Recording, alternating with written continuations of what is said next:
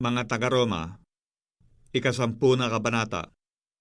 Mga kapatid, ang nais ng aking puso at ang aking panalangin sa Diyos ay patungkol sa kanila upang sila'y mga ligtas. Sapagkat sila'y pinatutuhanan ko na may mga pagmamalasakit sa Diyos, datapwat hindi ayon sa pagkakilala. Sapagkat sa hindi nila pagkaalam ng katwiran ng Diyos at sa pagsusumakit na maitayo ang sariling kanila, ay hindi sila napasakop sa katwiran ng Diyos. Sapagkat si Kristo ang kinauwian ng kautusan sa ikatutuwid ng bawat sumasampalataya. Sapagkat isinulat ni Moises na ang tao na gumagawa ng katwiran ayon sa kautusan ay mabubuhay dahil dito. Datapwat, sinasabi ng katwiran ayon sa pananampalataya ang ganito: huwag mong sabihin sa iyong puso, sino ang aakyat sa langit? Sa makatuwid bagay upang ibaba si Kristo.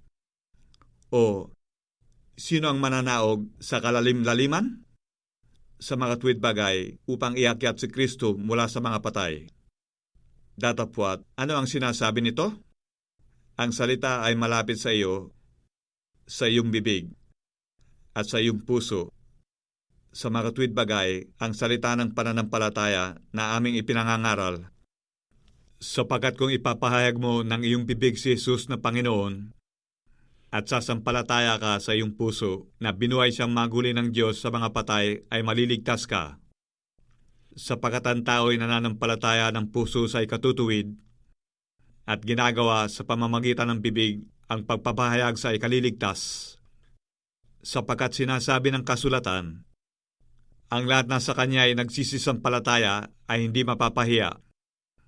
Sapagkat walang pagkakaiba ang Hudyo at ang Grego, sapagkat ang Panginoon din ay siyang Panginoon ng lahat, at mayaman siya sa lahat ng sa kanya nagsisitawag, sapagkat ang lahat ng nagsisitawag sa pangalan ng Panginoon ay mga liligtas.